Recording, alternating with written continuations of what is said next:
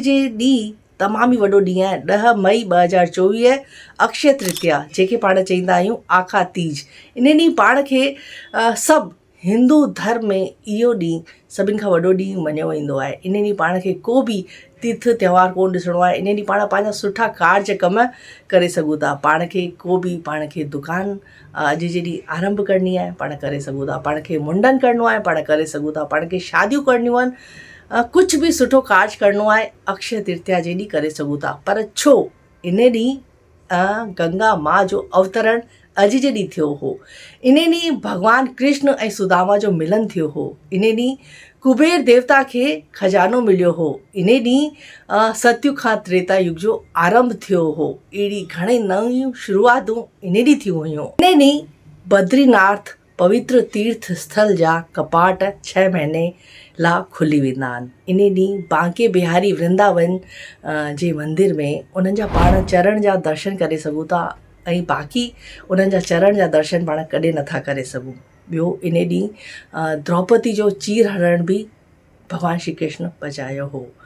अहिड़ियूं घणेई सुठियूं ॻाल्हियूं इन ॾींहुं थियूं हुयूं। इन ॾींहुं चईंदा आहिनि न, कुझु उपाय पाण करे था रखूं त पंहिंजे जीवन में जेको बि पाण खे कष्ट आहिनि उन्हनि खां निवारण थो मिले। इन ॾींहुं ख़ासि करे सभई पवित्र स्थल ते सनानु कंदा आहिनि, जप तप कंदा आहिनि, हवन कंदा आहिनि ऐं मिठाइयूं विराईंदा आहिनि, बर्तन विराईंदा आहिनि, कपिड़ा विराईंदा आहिनि। जंहिंखे जेतिरो पुॼंदो आहे ओतिरो दान धर्म कंदा आहिनि। चवंदा आहिनि न, हिकु कंदा ई 10 मिलंदो। उहो इन ॾींहुं थींदो आहे कि तव्हां थोरो कंदा 10 गुना थी इन जो पुण्य ऐं फल मिलंदो आहे। इन ॾींहुं चवंदा आहिनि ख़ासि करे रुई वठी अचो। इन ॾींहुं ख़ासि करे सेंधो नमक वठी अचो, पर उन जो सेवन न करो।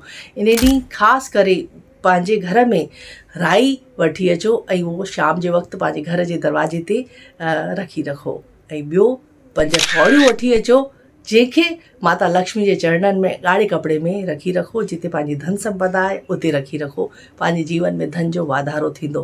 अहिड़ियूं घणेई सुठा कम इन ॾींहुं पाण बिना मुहूर्त जे करे सघूं था। ब्रह्मा जी देवता जे पुट जो अवतरण बि, अक्षय कुमार जो अवतरण बि अॼु जे ॾींहुं थियो हो। महाभारत जो समापन बि अॼु जे ॾींहुं ई थियो हो।